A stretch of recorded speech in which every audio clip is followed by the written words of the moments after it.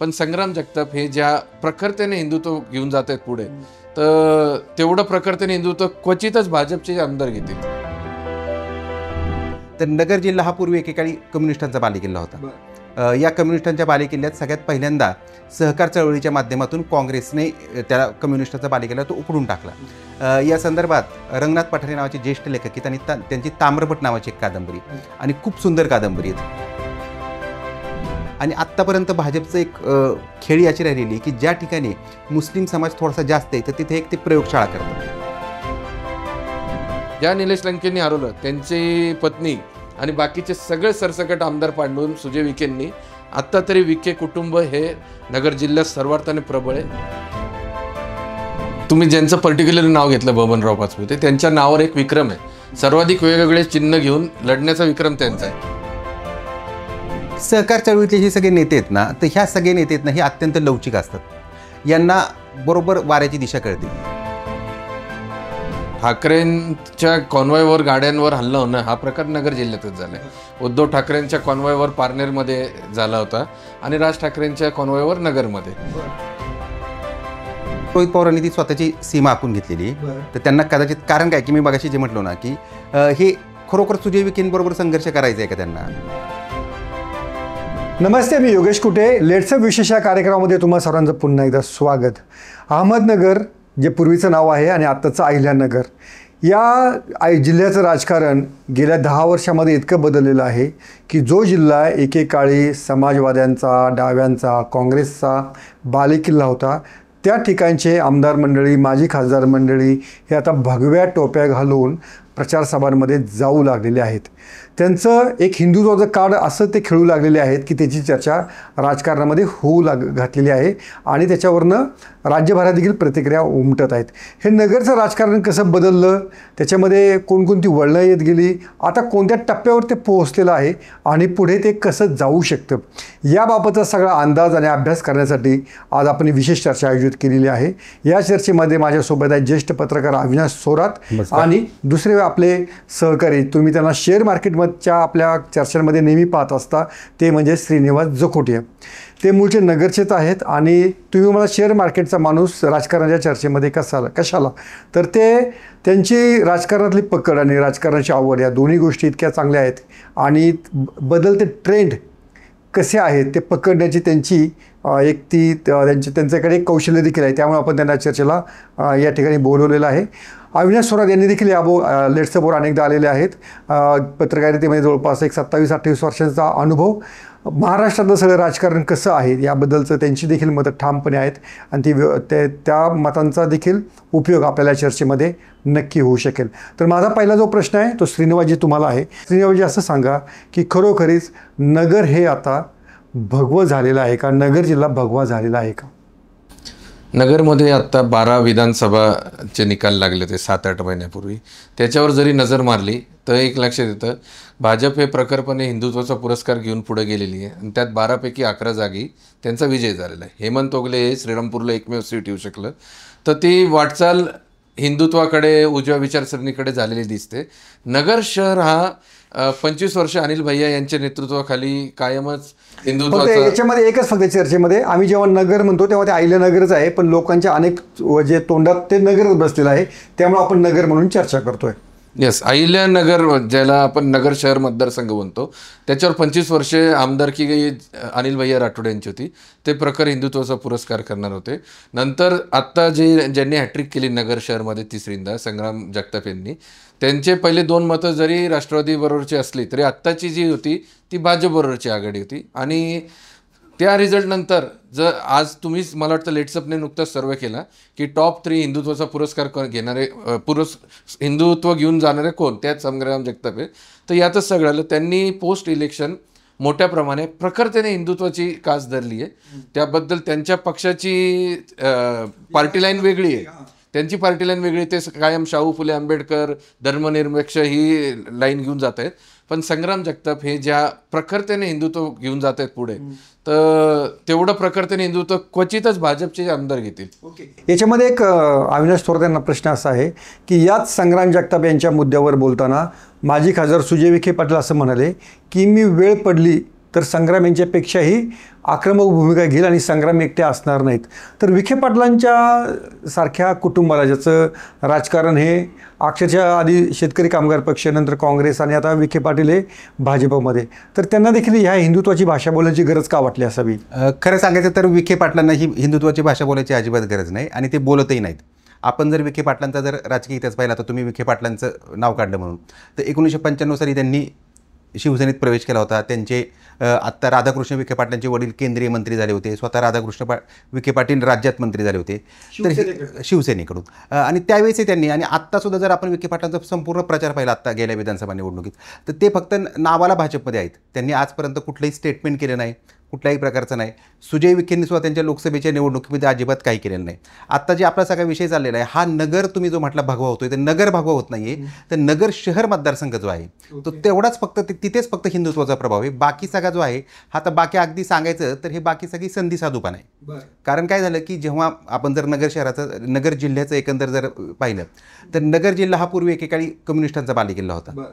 या कम्युनिस्टांच्या बालेकिल्ल्यात सगळ्यात पहिल्यांदा सहकार चळवळीच्या माध्यमातून काँग्रेसने त्या कम्युनिस्टाचा बालेकिल्ला तो उकडून टाकला. या संदर्भात रंगनाथ पठारे नावाचे ज्येष्ठ लेखक आहेत आणि त्यांची ताम्रपट नावाची एक कादंबरी आणि खूप सुंदर कादंबरी आहे. तर त्यामध्ये संपूर्ण नगर जिल्हा म्हणा किंवा साधारणतः ग्रामीण महाराष्ट्राचं बाज कसा बदलत गेला, एकंदरीत समाजवादी चळवळ, कम्युनिस्ट चळवळ ही कशी फोल ठरत गेली आणि काँग्रेसने कशा पद्धतीने सहकाराच्या माध्यमातून वतनदार तयार झाले, सरंजामदार तयार झाले. तर नगर जिल्ह्यामध्ये सगळे सरंजामदार आहेत. म्हणजे संग्राम जगताप यांचा जर एक अपवाद सोडला, कारण संग्राम जगताप यांच्यासारख्या लोकांना हे राजकारण करावं लागतं कारण त्यांना संस्थात्मक राजकारण नाही आहे. विखे पाटील असतील, कोल्हे असतील, काळे असतील तर ह्यांचं सगळ्यांचं एक संस्थात्मक राजकारण आहे. या संस्थात्मक राजकारणाच्या माध्यमातून ते राजकारण करत असतात. त्यांना फक्त भाजपचा थोडासा आधार म्हणजे उद्या साखर कारखान्याची कर्ज अडवू नयेत किंवा काही आपल्यावर ईडीच्या चौकशा लावू नयेत ह्यासाठी त्यांना भाजपचा आधार लागतो. तर त्याच्यामुळे ते ज्या दिवशी असे वाटेल की हिंदुत्वाची लाट चालत नाही ते त्या दिवशी पलटी मारतील.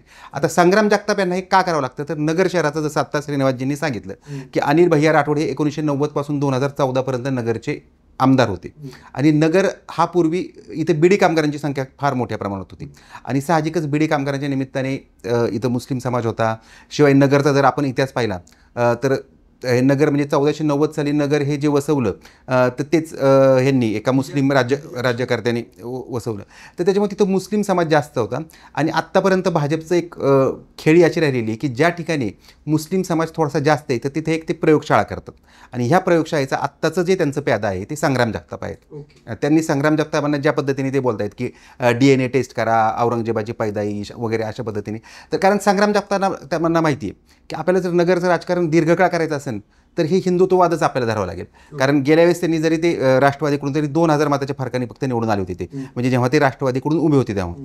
पण आता हे भाजपच्या बरोबर आले आणि आता सगळ्यांनाच काय झालंय की अनेक तरुण नेते जे आहेत ना तर त्यांना नव हिंदुत्ववादाची कास लागलेली. ओके, एक मला सांगा की जेव्हा याच हिंदुत्वाच्या लाटेवरती गडाख यांच्यासारखं जे काय राजकीय घराणं आहे ते राजकीय घराणं अडचणीत येतं, बाळासाहेब थोरात हे अडचणीमध्ये येतात. म्हणजे अमोल खताळ नावाचा एक पोरगा येतो आणि तो भगवी टोपी घालून सध्या आमदार म्हणून ते मिरवत आहेत ते.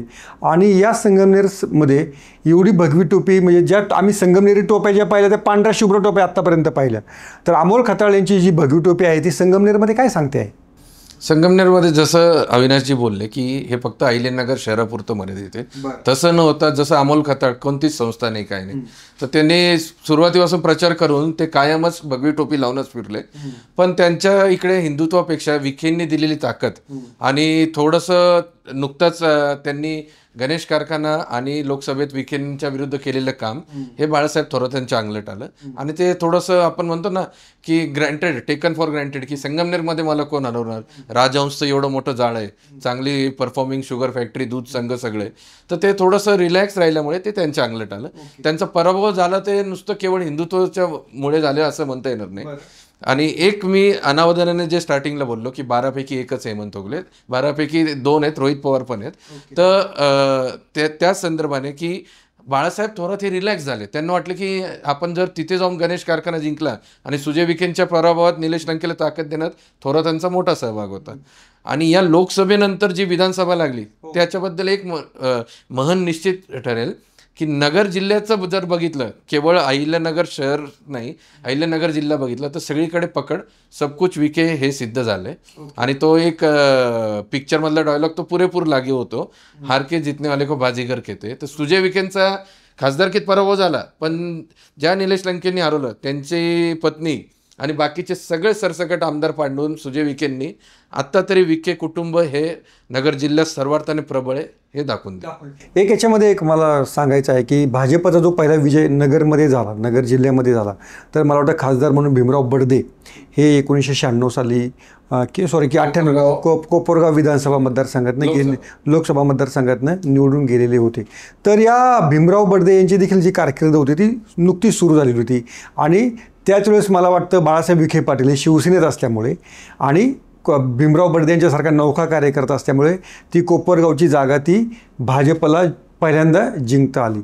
पण मला असं म्हणायचं आहे की विखे असल्याशिवाय नगरमध्ये रुजता येत नाही हे भाजपनं ओळखलं होतं का?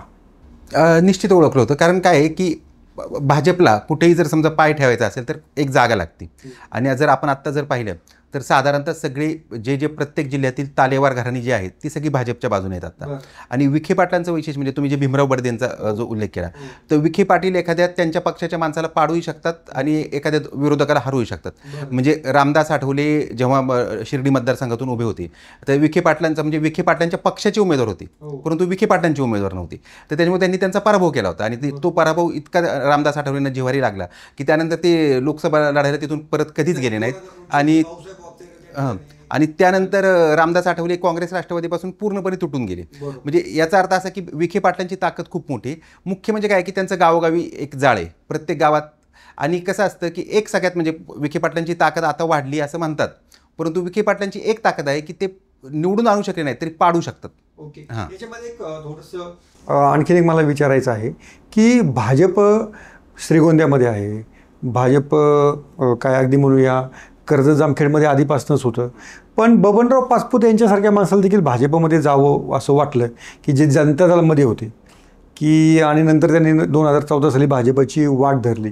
असं काय भाजपचं आहे की ते या नेत्यांना खेचून घेतं? नाही, तुम्ही ज्यांचं पर्टिक्युलर नाव घेतलं बबनराव पाचपुते, त्यांच्या नावावर एक विक्रम आहे, सर्वाधिक वेगवेगळे चिन्ह घेऊन लढण्याचा विक्रम त्यांचा आहे. म्हणजे त्यामुळे ते पण त्यांची जी विचारधारा आहे ती काय आता जनता दल म्हणा नंतर किंवा काय काँग्रेस राष्ट्रवादी अशी एक होती ती, पण एकदमच त्यांना असं का झालं? आजकाल योगेशजी एक म्हण आहे, ट्रेंड इज फ्रेंड. आणि तो ट्रेंड ओळखण्यात राजकीय नेत्यांचा कोणी हात धरत नाही. तर त्यांना लक्षात आलंय की 14 सुरू झालेली, मोदींच्यापासून सुरू झालेली, मग ती परत विधानसभेत आली, 3दा भाजपने अबाव 3 डिजिट विधानसभेत मिळवले 100च्या वरती. तर हा ट्रेंड त्यांना नक्कीच कळतो, त्यांचे इंडिव्हिज्युअल सर्वे ते घेत असतात. त्यामुळे विचारधारा हॅज बिकम म्हणजे आता दुय्यम झाली विचारधारा हा विषय. निवडून येणं elective merit is the first priority. तर त्यामुळे तो सगळा कल बघून बबनराव पाचपुते परत त्यांच्या कारखान्याशी संबंधित साईकृपा कारखान्याच्या अडचणी होता, अनंत अडचणी, सत्तेत असल्याशिवाय गत्यंतर नाही, तर त्याशिवाय त्यांना दुसरा पर्यायच राहिला नव्हता भाजपमध्ये. पण मला एक विचारायचं आहे की याच्यामध्ये की खरोखरीच आपण अहिल्यानगरचं उदाहरण काय घेतलेलं आहे की तो डाव्या चळवळींचा गड होता, नंतर सहकाऱ्यांचं तिचं जाळं हे होतं, पण इतकं खिळखिळं होतं की त्यांना भाजपसमोर त्यांना मान सुद्धा ताट करता आली नाही. असं काय भाजपनं जाळं त्यांच्यावर टाकलं? सहकार चळवळीचे जे सगळे नेते आहेत ना, तर ह्या सगळे नेते आहेत ना हे अत्यंत लवचिक असतात. यांना बरोबर वाऱ्याची दिशा कळते आणि त्याच्यामुळे ते अशा पद्धतीचं जे मगाशी तुम्ही म्हणजे अगदी तुमचं कौतुक आहे की तुम्ही बबनराव पाचपुते यांच्या संदर्भात विचारधारा वगैरे शब्द वापरले. तर ते विचारधारा वगैरे शब्द ह्या लोकांच्या संदर्भात वापरणं हे म्हणजे खरोखर विचारधारा या शब्दाचाच अपमान आहे. यांना विचारधारा वगैरे काय नाही. काय आहे की शेवटी म्हणजे जर आपण अगदी पुणे जिल्ह्याचं उदाहरण घेतलं तर संग्राम थोपटे अगदी म्हणजे कट्टर काँग्रेस घराणं, त्यांना जावं लागलं. का जावं लागलं? तर कारखान्याच्या अडचणी, जसं आत्ता श्रीनिवासजींनी उल्लेख केला. तर त्याच्यामुळे ही विचारधारा वगैरे काही नाही आहे. आणि ह्या सगळ्या लोकांचं तुम्ही बघा, हे फक्त इलेक्शनचे जे काही ते 15 दिवस असतात ते भाजपसोबत असतात. इतर वेळी त्यांच्यात आणि काँग्रेस आणि राष्ट्रवादी किंवा काही फरक नसतो. ते त्यांचा कुठला कार्यक्रमाला जात नाहीत. आत्तामध्ये आणीबाणीच्या 50 वर्ष झाली आणि त्याचा कार्यक्रम होता पुण्यामध्ये. तो कार्यक्रम होता पुण्यामध्ये. सगळे भाजपचे जुने लोक आले, जे नव्याने आलेत आणि आता महापौर व्हायचे, स्थायी समितीचे अध्यक्ष व्हायचे, काही कुणी फिरकले नाहीत तिथं. कारण त्यांना ते पटत नाही म्हणा किंवा त्यांना ते त्यांच्या ते गावी पण नाही आहे, अपीलच होत नाही, किंवा त्यांना अशा पद्धतीचा कार्यक्रम करायची त्यांना सवयच नाही. म्हणजे ते अपील होत नाही इतकं पण त्यांना काही आपण काही म्हणायला नको, त्यांना ते अशा पद्धतीच्या कार्यक्रमाची गरजच वाटत नाही. तर त्याच्यामुळे विचारधारा वगैरे, आणि नगर जिल्ह्याचं मगाशी मी जे सांगितलं, तर नगर जिल्ह्यामध्ये आणखी एक जातीचं राजकारण फार, कारण तुम्ही जे मगाशी उल्लेख केला, तर कम्युनिस्ट चळवळ जी नगर जिल्ह्यात होती तीही साधारणतः ब्राह्मण समाजाच्या ताब्यात होती. कॉम्रेड DB देशपांडे नावाचे एक नेते होते आणि त्यांनी खूप बीडी कामगारांची संघटना बांधली, साखर कामगारांची संघटना बांधली. आता काय झालं की ह्या सगळ्या संघटनाच एकंदर मोडकळीस आल्या. तर त्याच्यामुळं, आणि शिवाय मराठा समाज जसं सहकार वाढलं, सहकारातून समृद्धी आली, तर मराठा समाजाच्या ज्या राजकीय आकांक्षा जागृत झाल्या, तर त्याच्यामुळे कम्युनिस्ट चळवळ संपली. आणि आता हाच मराठा समाज हा काँग्रेस आणि राष्ट्रवादीचा विचार जो आहे तो संपूर्ण आता तो भाजपकडे गेलेला आहे. उद्या काय होईल की उद्या जर भाजपचं काही वाटत नाही असं त्यांना वाटलं तर ते कुठल्याही पक्षात जाऊ शकतं. एक तुमचं मात्र एक निरीक्षण आहे की तिथं गाड्या फोडण्याचे प्रमाण फार असतं नगर जिल्ह्यामध्ये, इतका आक्रमक असतात. तर कोणकोणत्या नेत्याच्या गाड्या नगरमध्ये म्हणजे आजपर्यंत ठाकरेंच्या कॉन्वॉयवर गाड्यांवर हल्ला होणं हा प्रकार नगर जिल्ह्यातच झालाय. उद्धव ठाकरेंच्या कॉन्वॉयवर पारनेरमध्ये झाला होता आणि राज ठाकरेंच्या कॉन्वॉयवर नगरमध्ये. तर हे दोन वेगळ्या दृष्टीने ऐतिहासिक हल्ले झालेले ते नगर जिल्ह्यातच. नगर जिल्ह्याचं राजकारण एकंदर बघता बऱ्यापैकी आक्रमक असं राजकारण आहे. म्हणजे ते जी लाईन धरतील, थीम धरतील ते आक्रमकच असेल. उदाहरणार्थ आता संग्राम भैयांचं जर तुम्ही भाषण बघाल तर त्यांच्या याच्यात कोणतीच आक्रमकतेची कमीच नाही आहे. आणि तुम्हाला जेव्हा युवकांना आकर्षित करावं लागतं तर त्यांना तुम्हाला, आणि एक मतदार जो सामान्य मतदार असतो ना योगेशजी, तो कायम ना त्यांच्या विचारसरणीचा एक मसिहा शोधत असतो. आणि सध्या जे हिंदुत्वाला मानणारे मतदार आहेत त्यांना संग्राम जगताप यांच्या रूपाने अहिल्यानगर शहरात तो मसिहा ठामपणे दिसून येते. याच्यामध्ये बाळासाहेब थोरात यांच्यासारख्या नेत्यांची आता पुढची वाटचाल आणखीन अवघड होणार की हा खरं तर महत्त्वाचा प्रश्न आहे. मला असं वाटतं की काय आहे की हा शेवटी कसं असतं की एक जी लाट असते तर त्या लाटेचा एकदाच तडाखा बसतो, त्यानंतर ते सगळं पाणी ओसरून जातं आणि त्यानंतर पुन्हा एकदा सगळं हे होतं. पण आत्ता श्रीनिवासजी जी म्हटले ना, तर त्याच्यात मी हे करतो की संग्राम जगताप यांच्या संदर्भात आपण खरी ही चर्चा करतोय. तर आपण जर पाहिलं आत्ता अनेक नेते की ते हिंदुत्वाची भाषा बोलायला लागलेत. म्हणजे गोपीचंद पडळकर हे जी पूर्वी धनगर समाजाच्या आरक्षणाच्या ह्याच्यावर त्यांचं नेतृत्व पुढं आलं, ते आता हिंदुत्वाचे, आजच त्यांनी ते रायगडच्या संदर्भात बोलले ते, किंवा महेश लांडगे की ज्यांचा काही संबंध नाही हिंदुत्वाचा, ते काँग्रेस राष्ट्रवादी असा सगळा त्यांचा प्रवास होता. नितेश राणे तर अगदी म्हणजे त्यांचे वडील हे काँग्रेसचे मोठे नेते होते, अगोदर शिवसेनेत होते. तर हे सगळे नव हिंदुत्ववादी जे आहेत, तर मला असं वाटतं की हे बोलतायत का त्यांना बोलायला लावलं जाते, हा एक सगळ्यात महत्त्वाचा प्रश्न आहे. कारण ते ज्या पद्धतीने बोलतायत, म्हणजे ह्यांची जर आपण वक्तव्य पाहिली तर हे खूप चांगल्या पद्धतीने ड्राफ्ट केलेलं असतं.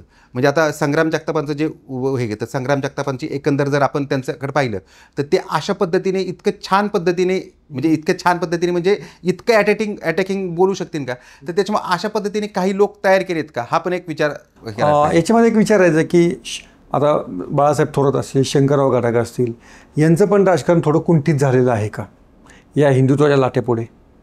सगळीकडेच जी विधानसभेत हानी झाली ती भरून निघायला टाईम लागणार आहे. आणि जसं मला थोडंसं I differ with the view की बाळासाहेब थोरात हे लाटेचा तडका बसला. आता त्यांचाच जर भाचा सत्यजित तांबे यांचा जर झुकाव बऱ्यापैकी देवेंद्र फडणवीसांकडे असेल तर येणाऱ्या काळात काय दडून ठेवलंय हे संगमनेरच्या राजकारणात तरी सांगता येणार नाही. आणि फडणवीसांना हे एकदम चांगलं माहिती कुठे कोणाला किती ताकद द्यायची. तर उलट पक्षी बाळासाहेब थोरात त्यांनी परत ॲक्टिव्ह झाले ते योग्य आहे, पण एवढ्या लवकर it's too early to predict की येणाऱ्या राजकारणात ते परत उभारी घेतील का. कारण की ज्या सहजतेने अमोल खताळ हे संगमनेरचं राजकारण पिंजून काढतायत, आणि लोकांना काय असतं, एक VIP कल्चरपेक्षा एक सामान्य माणूस खूपदा अपील करतो. ओके, पण याच्यामध्ये जरी आपण म्हटलं की सरंजामदारांचं राजकारण आहे, सहकार असता सम्राट तुम्हाला नगरमध्ये व्हावं लागतं, त्याच्यामध्ये असं एक उदाहरण आहे की ते निलेश लंकेंचं उदाहरण आहे की त्यांच्या मागे ना कारखाना ना काहीतरी, त्यांनी आमदार झाले, नंतर खासदार झाले. मग निलेश लंके जो पॅटर्न आहे, आणि निलेश लंके नेमकी आत्ता तरी सध्या तरी ते शरद पवारांची भूमिका नगर जिल्ह्यामध्ये पुढे घेऊन जाण्याचा प्रयत्न करत आहेत. तर ते ऑब्झर्वेशन तुमचं काय सांगतंय? नाही, जरी सरंजामांचा जिल्हा असेल तर आत्ता अमोल खताळ, त्याच्या आधी निलेश लंके आणि सगळ्यात पहिले अनिल भैया यांनी या जिल्ह्याला सरंजामच्या वाद्याला खूपदा तडका दिला आहे. अनिल भैयांचं कोणती संस्था नाही, निलेश लंकेची कोणती संस्था नाही, किंवा अमोल खताळची. तर निलेश लंके हे लोकांना आवडलेलं असं आपलं असं इझी ॲक्सेसवालं व्यक्तिमत्व वाटत होतं आणि लोकसभा ते एवढ्या मोठ्या म्हणजे जायंट किलर म्हणून ते उभारी घेतली. परंतु त्यांची चूक जी झाली, कारण लोक सरंजाम घराणेशाहीला वैतागून लंकेंना आणतात आणि विधानसभेला त्यांनी त्यांच्याच पत्नीला तिकीट दिलं.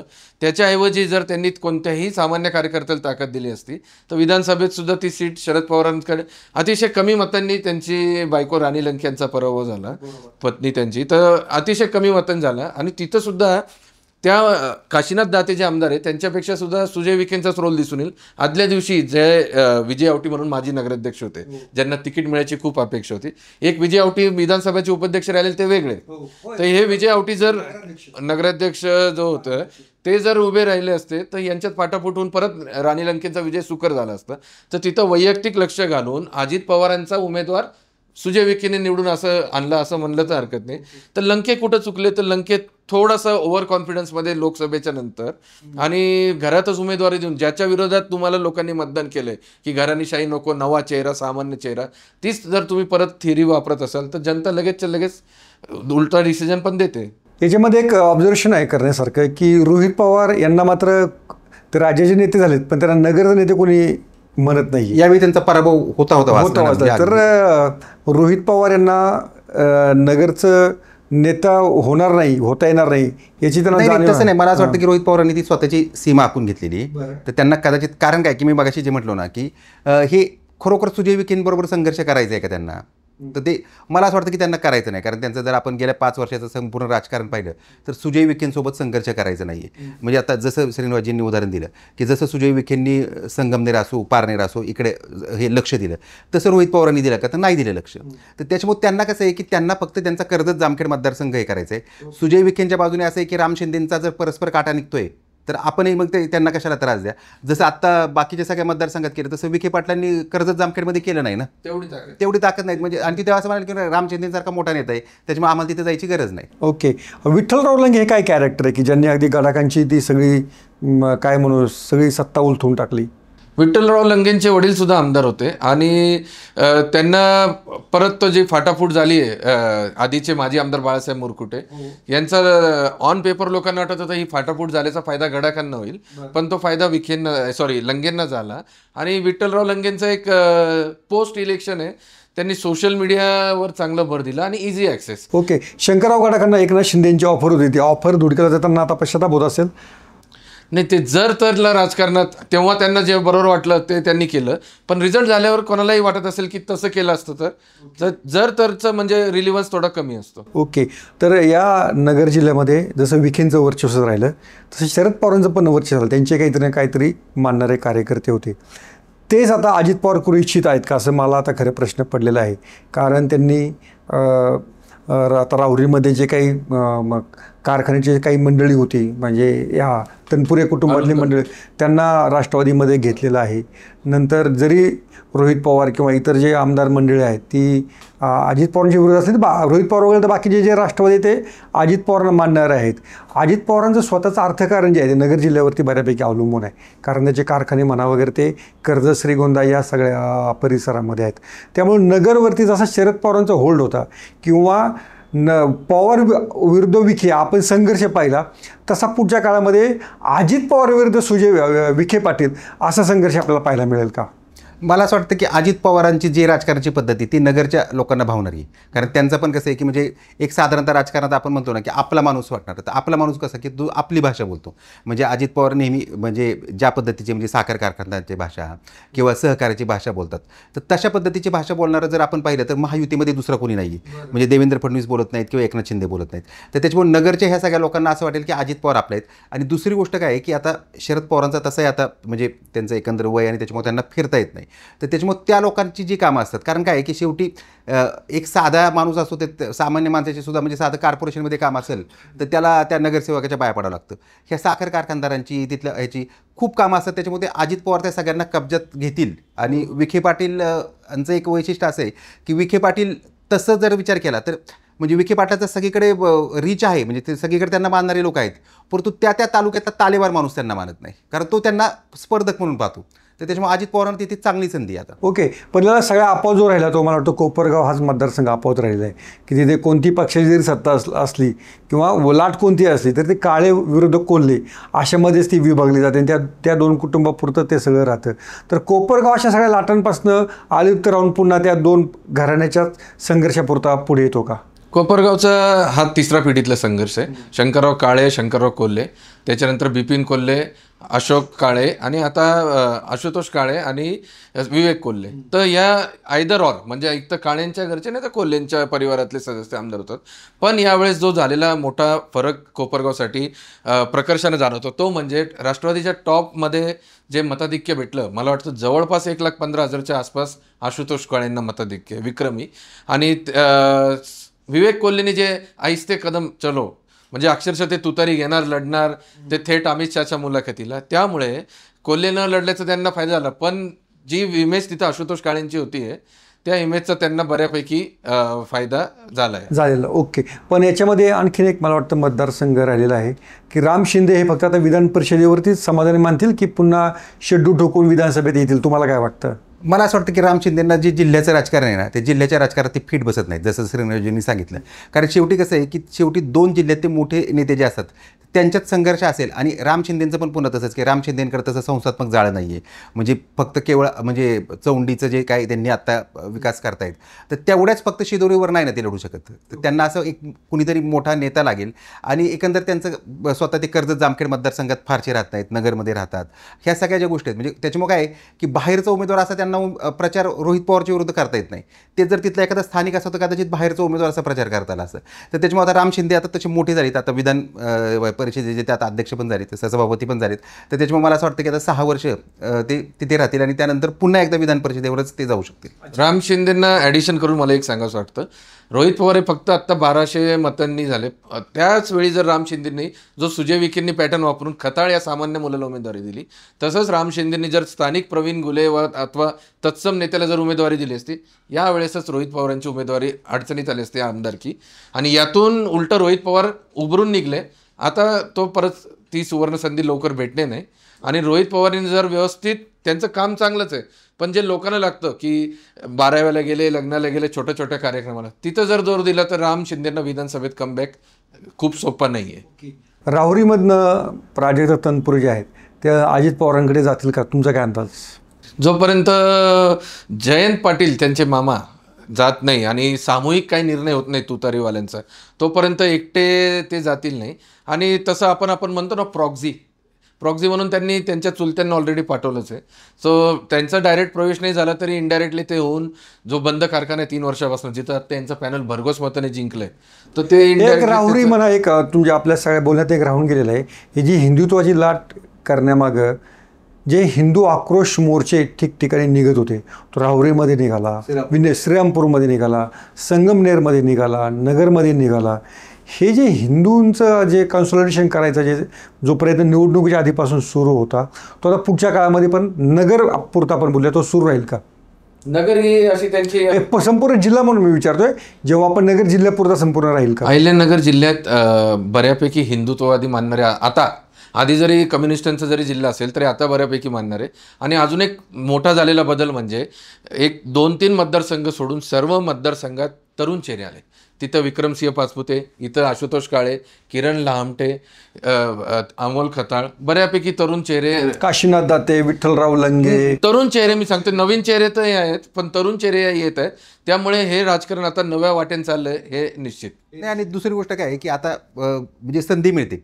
म्हणजे काय होतं की साधारणतः एक 5-6 लाख लोकसंख्येचा तालुका असतो, तर त्या तालुक्यात एखादं म्हणजे मुस्लिम मुलगी किंवा हे हिंदू मुलगी आणि मुस्लिम मुलगा ह्यांचा काय समजा हे, तर लगेच हा जो काही प्रश्न आहे तो विचारतात. म्हणजे जर तुम्ही जे मागाशी उल्लेख केला, राहुरीमध्ये एक अशी छोटीशी घटना घडली होती. तिथे नितेश राणेंनी ज्या पद्धतीने तिथे सभा घेतली, तिथं सगळं हे केलं, तर त्याच्यामुळे ह्या अशा घटना घडतच राहणार आहेत. आणि त्याचा लाभ कसा घ्यायचा हे साधारणतः हे हिंदू आक्रोश मोर्चा जे आयोजक आहेत तर त्यांना पूर्णपणे माहिती आहे. त्याच्यामुळे हे आता इथून पुढच्या काळामध्ये खूप मोठ्या प्रमाणावर होत राहणार. ओके, आपण अकोले तालुक्याकडे येऊया की ज्या ठिकाणी भाजपचे खरोखर म्हणजे मधुकरराव पिचड होते, आता त्यांचा मुलगा वैभव तो पण भाजपमध्ये आहे, पण तिथे भाजपला मात्र काही स्थान मिळवता आलं नाही. तिथे लहामटेंनी बऱ्यापैकी गड आपला शाबूत ठेवलेला आहे, तर ते तिथे काही भाजपचं चिन्ह काही रुजू शकतं, कमळ रुजू शकतं?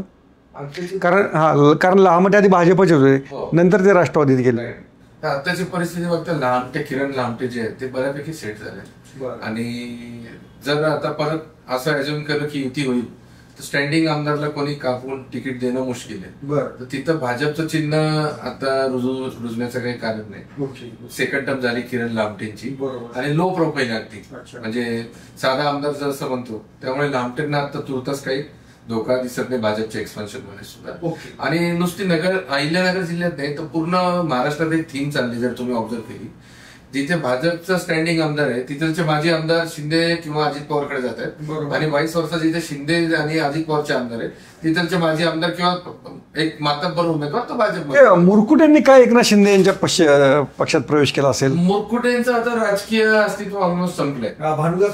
भानुदास मुरकुटे जे श्रीरामपूरचे माजी आमदार आहे, 3 टर्म होते, चार्टर्ड अकाउंटंट आहे, त्यांचं संपलंय. पण आता त्यांचं वयही खूप झालं, 85च्या आसपास आहे. त्यांचा नातू नीरज मुरकुटे याला पुढे मागे जाऊन काहीतरी एंट्री करून द्यावी या अनुषंगाने ती झालेली मुवमेंट आहे. खरं म्हणजे एवढ्या ज्येष्ठ नेत्याने वयाच्या या पातळीवर आता ते असा जवळपास पक्ष नाही जिथं ते फिरून आले नाही. बरोबर. राष्ट्रवादी काँग्रेस, ओरिजिनल शिवसेना, BRS ला गेलेले ते भानुदास मुरकुटे बहुरंगी व्यक्तिमत्व आहे. तर त्यांनी या वयाच्या या टप्प्यावरती जी घेतलेली मूव्ह आहे ती अनाकरणीय आहे. कारण की तो मतदारसंघ एक तर राखीव, आता कशी नवीन रचना होईल त्यात कळेल. बरोबर. पण तिथं त्यांच्या प्रवेशाने खूप काही वातावरण बदललं असं नाहीच आहे. तिथं उलट पक्षी करण ससाण्याची बऱ्यापैकी ग्राउंड लेवलवर ताकद होती. विखेंचा मानणारा खूप मोठा वर्ग श्रीरामपूरला आहे. नाहीतरी पूर्ण अहिल्यानगर जिल्ह्यातच एक सायमल्टेनियसली विखे सेना, विखे पॅटर्न आपण म्हणतो, जे विखे परिवाराला अनेक पिढ्यानपिढ्या लॉयल आहेत, तसे सगळ्या तालुक्यात ते विखुरलेले आहेत. ओके. पण श्रीरामपूरचं जर आपण पाहिलं तर फार एक व्यापारी शहर आहे, आणि ते श्रीरामपूर जिल्हा पण पुढे मागे होऊ शकतो असं बोललं जाते. मग श्रीरामपूर जर जिल्हा झाला पुढच्या काही काळामध्ये तर दक्षिणेवरचं विखेंचं वर्चस्व कमी होऊ शकेल का? श्रीरामपूरमध्ये मी जसं आता म्हटलं की श्रीरामपूर शहरात सुद्धा बऱ्यापैकी विखेंना मानणारे तो आला मुद्दाला नाही, पण तो मग कसा होतं, जिल्हा एकदा जर झाला श्रीरामपूर जिल्हा झाला तर तो उत्तर सगळ्या तालुके येणार, त्याच्यामुळे कोपरगाव, अकोले, संगमनेर येणार, मग राहता मग असे खालच्या तालुक्यांवरचं त्यांचं वर्चस्व कमी होणार का? नाही, तशी काही परिस्थिती आता तरी नाहीये. सर्वात प्रथम ते श्रीरामपूर जिल्हा होणार हे कमीत कमी 30 वर्षापासून तर मी ऐकतोय की नगर जिल्ह्याचं विभाजन होईल, जिल्ह्याचं विभाजन. तसं काही आता जवळच्या दृष्टिक्षेपात दिसत नाहीये. आणि तसं झालं तरी विखेंचं महत्व कमी होण्याचं, श्रीरामपूरमध्ये तरी लोकल असं कोणी स्ट्रॉंग लीडर नाहीच आहे. आणि त्या जिल्ह्यात सुद्धा तुम्ही अविभाजित जिल्हा जरी बघितला तरी आता तरी परिवार बघितला तर विखे परिवार हा राजकीय दृष्ट्या सर्वात स्ट्रॉंग आहे. ओके. बाळासाहेब थोरात जे आहे ते आगामी काळामध्ये त्यांनी आता मतदारसंघ आपल्या लेकीकडे किंवा इतर आपल्या कोण जो वारसदार आहे त्याच्याकडे द्यावा असं तुम्हाला वाटतं का? तसं जर बाळासाहेब थोरातांना आपण मॅरेथॉनला जे दुसऱ्याकडे देतो ना, तर जसं करायचं असेल तर सत्यजित तांबे हा चेहरा म्हणून उभारू शकतो. कारण की एक अपिलिंग फेस आहे, सुशिक्षित चेहरा एकदम, आणि सर्व पक्षी संबंध चांगले जोपासून आहे. पण तसे न करता त्यांनी जर त्यांची मुलगी किंवा दुसरी मुलगी असं काही दिलं तर अमोल खताळे यांना अजून ते सोपं होईल. म्हणजे ते परत परिवारशाही. तुम्ही अशा पद्धतीने बोलता की आपण म्हणजे असं लोकांचा आक्षेप येऊ शकेल तुम्ही भाजपचेच प्रवक्ते आहात? नाही, आपण आता जे बोललो सर्वबद्दल न्यूट्रल बोललो, निलेश लंके पासून सगळे भाजपचं प्रवक्ता असल्याचं कारण ग्राउंड परिस्थिती ही जी आहे ते सत्यकथन करणे जरुरी आहे. की जर बाळासाहेब थोरात गाफील राहिलेच नसते, त्यांना वाटलं लोकसभेत एवढा मोठा विजय झाला, गणेश झालं, ते गाफील राहिल्यामुळे पराभव झाला. बाळासाहेब थोरातांनी काम केलं नाही असा आक्षेप कोणीच घेऊ शकला नाही. तो नाही मुद्दा. त्यांची वोट बँक शाबूत आहे का, ती हिंदुत्वाकडे गेली आहे का, हा आपला महत्वाचा मुद्दा. वोट बँकला तडा तर लागलाय. जर शाबूत असते तर ते पडलेच नसते. फक्त आता दुसऱ्या टर्म पर्यंत पुला खालून किती पाणी वाहतं ते बघून पुढचा अंदाज होईल. पण बाळासाहेब थोरातांना असं एकदम इझी कमबॅक नसेल. त्यामुळे बाळासाहेब थोरात आता पडले आणि ती सहानुभूती झाली तर तसं कमबॅक इझी नसेल. आणखीन एक महत्त्वाचा जो मुद्दा आहे की विधान परिषदेचे इलेक्शन्स आता व्हायचे आहेत. म्हणजे पुढच्या टप्प्यात म्हणजे अरुण काका जगताप जे विधान परिषदेचे आमदार होते ते त्या दिवंगत झालेले आहेत. ती जागा पण आता पुढच्या याच्यामध्ये भरीत आहेत. तर कोण स्ट्रॉंग प्रोबेबल कॅन्डिडेट्स या हिंदुत्वाच्या समीकरणामध्ये भाजप देऊ शकतं? विधान परिषदेत मला वाटत नाही हिंदुत्वाचं कार्ड घेण्याची काय आवश्यकता. हा, हिंदुत्व म्हणजे त्यामुळे कार्डपेक्षाही त्यांच्या सोयीचा अशा अर्थ. विधान परिषदेत जर सगळं झालं तर एक चंद्रशेखर घुलेंचा चेहरा प्रकर्षाने पुढे येऊ शकतो, कारण की नजीकच्या काळात त्यांना कोणती विधानसभा नाहीये आणि तिथं ते तसं केल्याने मोनिका राजळेंना कायमस्वरूपी ते भाजप तो मतदारसंघ सोपा करून टाकेल आणि चंद्रशेखर घुलेंना येऊ शकेल. परंतु अरुण काका गेल्यामुळे ती सीट कुठं जाते हे ठरवण्याचं जगताप कुटुंबाला सुद्धा प्रेफरन्स दिला जाईल. त्यामुळे ते सर्वसंमतीने कोणतं नाव येतं किंवा नेहमी सारखं धक्कातंत्रात एकदम नवं नाव येतं ते सांगणं जरा कठीण आहे. ते सांगणं कठीण आहे. आगामी जी महापालिकेची नगरमध्ये किंवा विधान परिषदेच्या अनुषंगाने नगर शहराच्या राजकारणात ज्यांनी कायम वर्चस्व केलं शहराच्या, असे काही परिवार असतात, दिलीप गांधी, अनिल राठोड, जगताप आणि कोतकर आणि कर्डिलेंचं तालुक्याचं राजकारण. तर या सगळ्यांमध्ये आता कोतकर परिवारांकडे आमदारकी येण्याचा काही योग असेल तर मग तिथं एक चांगला चेहरा म्हणून संदीप कोतकर यांचं नाव आल्यास आश्चर्य वाटू नये. ओके, पण अनेकांना असं वाटतं की विवेक कोल्हे यांना काहीतरी खासदारकी मिळते, राज्यसभा मिळणार आहे, पण प्रत्यक्षात तसं काही झालेलं नाहीये. आता ते अनेकदा बोलतात विवेक कोल्हे की मला राज्यसभा कमिट केली आहे, परंतु जेवढं राजकारण आम्ही वाचत आलो त्या भाजप असं एवढ्या सहजासहजी राज्यसभा एवढं मोठं पद विवेक कोल्हेंना देईल की नाही माहित नाही, पण त्यांचं पुनर्वसन करणार हे नक्की. तर बहुधा हर्षवर्धन पाटलांकडे जे पद आहे सहकारचं अध्यक्षपद ती लॉटरी लागू शकते असं दिसते. पण मला जर पर्सनली विचारलं तर विधान परिषद सुद्धा भेटू शकेल, पण राज्यसभा भेटणे नाही. आजपर्यंत नगर जिल्ह्यात राज्यसभा दोनदाच आली आहे, ते पण एकदम ज्येष्ठ नेत्यांना, सूर्यभान वाडणे आणि गोविंदराव आदिक. ओके, आदिक कुटुंबाचं पण राजकारण सध्या मागेच पडलं असं म्हणता येईल का? कारण का ते श्रमपुरतच मर्यादित राहते. राखीव जागा झाल्याने बरोबर. आणि अनुराधा अधिक या लोकनियुक्त नगराध्यक्ष होत्या. अविनाश अधिक हे संघटनेत जरी चांगले असेल तरी जो ऑरा गोविंदराव अधिकांचा होता, अनफॉर्च्युनेटली तो दुसऱ्या पिढीत तसा ऑरा नाही तर गोविंदराव अधिक हे प्रदेश अध्यक्ष होते, कृषी मंत्री होते, राज्यसभा सदस्य होते, मीडियामध्ये चांगला दरार होता, तसं अजून दुसऱ्या पिढीत दिसून आलेलं नाहीये. तर तुम्हाला जर असं वाटलं की या जिल्हा परिषद किंवा आता ज्या स्थानिक स्वराज्य संस्था महापालिका इलेक्शन होईल तर तुमचा अंदाज काय आहे?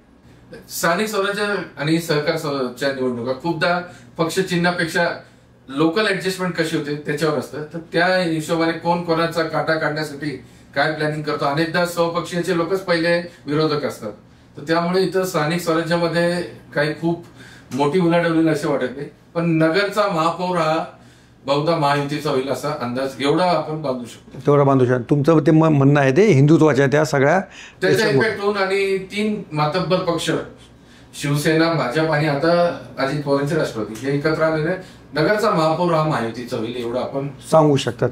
की ज्या अहिल्यानगर जिल्ह्यामध्ये नास फरांदे, सूर्यभान वाडणे अशी भाजपची सगळी मंडळी होती, त्यांनी सुद्धा हिंदुत्वाचं कार्ड एवढ्या मोठ्या पद्धतीनं कधी खेळलेलं नव्हतं, ही वस्तुस्थिती आहे. पण आता मात्र नव हिंदुत्ववादी नेते अहिल्यानगरसारख्या जिल्ह्यात देखील सगळे आता ठाई दिसू लागलेले आहेत. म्हणजे हा काय फक्त नगर शहरात आपण बोलतो असं नाही आहे. त्यामुळे नगरचं राजकारण पुढच्या काळात देखील इंटरेस्टिंग राहील. आता किती नेते पुढच्या काळामध्ये आपल्या डोक्यावरती भगवी टोपी घालून मतदारांना सामोरं जातात याची उत्सुकता राहील. भगवी टोपी जिंकेल की संगमनेरची दुसरी आपली पांढरी टोपी आपण म्हणूया राजकारणाची ती जिंकेल हे आपल्याला आता या जिल्हा परिषद महापालिका निवडणुकामध्ये पण दिसून येईल. पण नगरचं राजकारण हे वेगळ्या वळणावरती आहे किंवा वेगळं वळण मोडून ते दुसऱ्या वळणावर गेलेलंच आहे हिंदुत्वाच्या. तर त्याचा एक आपण मागोवा या मुलाखतीमध्ये घेण्याचा प्रयत्न केला. तर अविनाशजी आणि श्रीनिवासजी तुमच्या दोघांचे खूप खूप आभार या चर्चेत सहभागी झाल्याबद्दल. सोशल मीडियाच्या भाऊ गर्दीत विश्वासार्हतेने चकाकणारे नाव म्हणजे लेट्सअप मराठी. सगळ्यांना, सगळ्या नागरिकांना ती स्पीच, ती लेट्सअप वरील मुलाखती म्हणजे विचारांचा खजिना. त्यानंतरच्या निवडणुकीमध्ये मला सोडून गेले. बातम्या केवळ वस्तुस्थिती सांगणाऱ्या, न प्रोपगंडा, फक्त जनतेचा अजेंडा. क्योंकि आने वाला कल जाने वाला है, जाने वाला कल आने वाला है. राजकारण, मनोरंजन असो की क्रीडा क्षेत्र, महाराष्ट्राची स्पंदने संवेदनशीलतेने टिपणारे माध्यम म्हणजे लेट्सअप मराठी. जगासोबत एक पाऊल पुढे राहण्यासाठी लेट्सअपचे ॲप, सोशल मीडिया आणि वेबसाईट सोबत कनेक्टेड रहा.